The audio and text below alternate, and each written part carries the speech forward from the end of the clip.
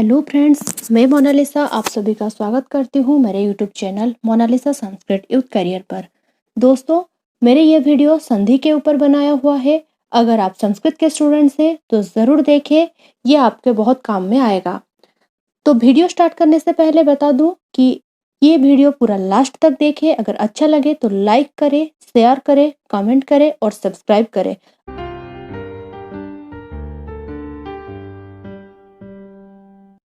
तो चलिए दोस्तों, आज के इस वीडियो को स्टार्ट करते हैं।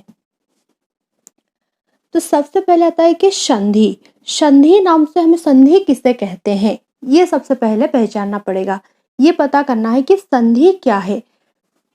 संधि यानी दो या दो से अधिक वर्णों के पास पास आने पर यदि उनमें कोई परिवर्तन होता है तो उसे संधि कहते हैं। यानी जब कोई दो वर्ण होगा और वो आसपास होंगे, उसमें कोई उन्हीं वर्णों में अगर कोई वर्ण आदेश हो रहा हो या फिर कोई चेंज आ रहा हो उसमें, तो उसी को ही हम संधि कहते हैं। तो वो जो संधि है वो 3 भागों में बांटा गया है। संधि को 3 भागों में भेद किया गया है। उसके भेद में 3 भागों में बांटा गया है, जो कि पहला है स्वर संधि, दूसरा है अपना व्यंजन संधि और तीसरा है विसर्ग संधि। ये 3 भागों में संधि को बांटा गया है। अब ये है कि स्वर संधि। तो पहले देखिए, स्वर संधि किसे कहा जाता है, किसको हम स्वर संधि कहते हैं। दो स्वर वर्णों के पास पास आने पर यदि कोई परिवर्तन हो तो उसे स्वर संधि कहते हैं। यानी जब वो जो दो वर्णों में संधि होगा, वो दोनों वर्ण स्वर वर्ण होना चाहिए। तो जब वो दो स्वर वर्णों का मेल हो जाएगा, उसी को ही हम स्वर संधि कहेंगे। तो अब ये है कि स्वर वर्ण क्या है, क्योंकि जब तक हम स्वर वर्णों को पहचानेंगे नहीं, तब तक हमें स्वर संधि कौन सा है करके कैसे पता चलेगा। इसलिए सबसे पहले हमें पता करना है कि स्वर वर्ण कौन कौन से हैं। देखिए दोस्तों, संस्कृत में स्वर वर्ण टोटल 13 है, जो कि अ से लेकर ओ तक है। यानी अ, आ, छोटी ई, बड़ी ई, छोटा ऊ, बड़ा ऊ, री, री, ऋ, ए, ऐ, ओ और औ। यानी अ से लेकर ओ तक के ये सारे स्वर वर्ण हैं। जब इन दोनों में इनमें से अगर कोई परिवर्तन आसपास आने से वर्णों का अगर कोई परिवर्तन होता है, तो उसमें जो संधि होता है उसी को ही स्वर संधि कहते हैं। यानी संधि हमारा दो वर्णों का जो होता है, वो दो जो वर्ण है वो पदों में मिलता है हमें। यानी पहला जो पद है उसमें वो होता है पूर्व पद, और दूसरा जो पद होता है वो होता है उत्तर पद। यानी पूर्व पद और उत्तर पद का मेल से ही संधि होगा। और जबकि अगर ये आप बोलोगे कि पूर्व पद और उत्तर पद में अगर संधि हो रहा है, तो फिर वर्णों का क्यों कहा गया, कि ये जो वर्ण है वो पदों में ही है। यानी पूर्व पद का अंतिम वर्ण और उत्तर पद का पहला वर्ण, जब ये दोनों का मेल होता है तब जाकर वो संधि बनता है। जैसे एग्जाम्पल, इति प्लस अपि, इत्यपि। इति प्लस अपि, इत्यपि। देखिए, इसमें इति पूर्व पद है और अपि है उत्तर पद। यानी पूर्व पद का अंतिम वर्ण हमें देखना है। जैसे इति में पूर्व पद क्या है, ई है, छोटी ई, प्लस उत्तर पद में पहला वर्ण है अपि में अ है। यानी ई प्लस अ, ये दोनों स्वर है। अब जब ये दोनों स्वर की जगह में य आदेश हो रहा है, यहाँ पर क्या आदेश हो रहा है, य आदेश हो रहा है।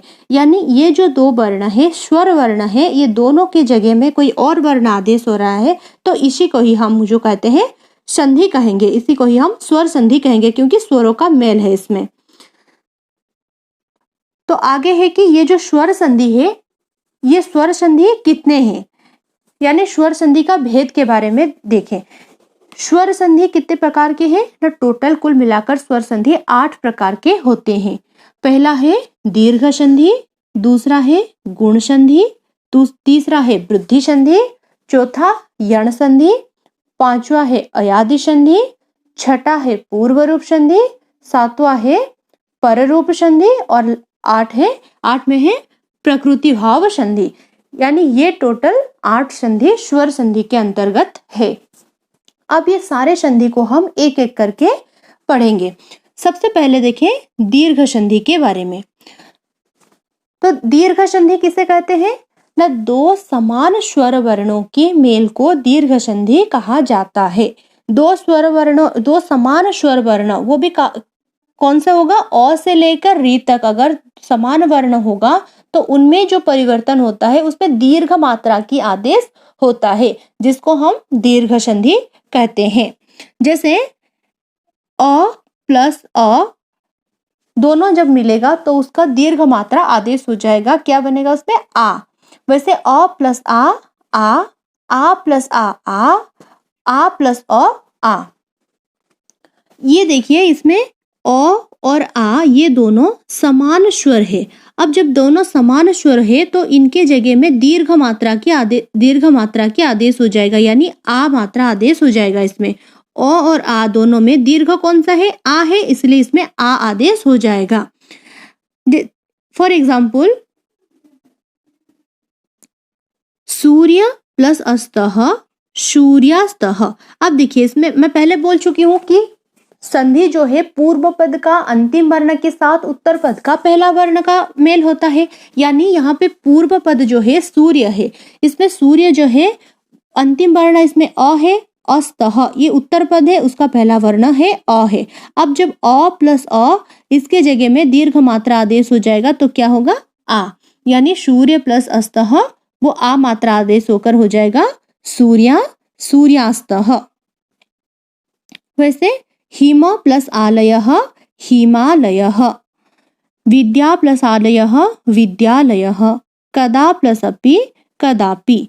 वैसे ही जैसे अ के साथ हुआ वैसे ई, अगर ई के साथ ई का भी मेल होगा तो भी दीर्घ मात्रा की आदेश होगा, वो चाहे छोटी ई हो चाहे बड़ी ई हो। जब छोटी ई के साथ बड़ी ई का मेल होगा या फिर बड़ी ई के साथ छोटी ई, या फिर छोटी ई के साथ छोटी ई हो, चाहे बड़ी ई और बड़ी ई का मेल हो, तब वो दोनों की स्थिति, ऐसे परिस्थिति में बड़ी मात्रा की ही आदेश हो जाएगा, यानी बड़ी ई की आदेश होगा।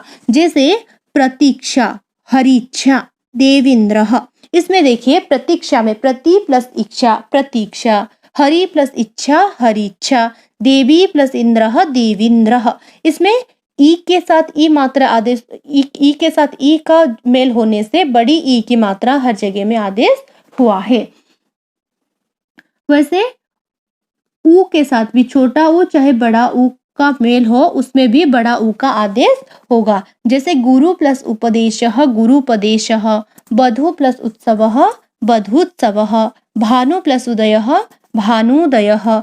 इसमें देखिए गुरु प्लस उपदेश, छोटा ऊ है, उपदेश में छोटा ऊ है, जब ऊ प्लस ऊ हो जाएगा उसमें गुरुपदेश, इसमें बड़ा ऊ का आदेश हो गया है। वैसे री के साथ भी जब री और री का भी मेल होता है तो उस पे भी बड़ी दीर्घ मात्रा आदेश हो जाएगा उसमें, जैसे पितृणम मातृणम। तो ये था हम लोगों का दोस्तों दीर्घ संधि के बारे में। आई होप कि आप सभी को अच्छे से समझ में आ गया हो। वीडियो अगर अच्छा लगा है तो लाइक जरूर करना, कमेंट करना और सब्सक्राइब करना। आगे के संधि हम नेक्स्ट वीडियो में देखेंगे।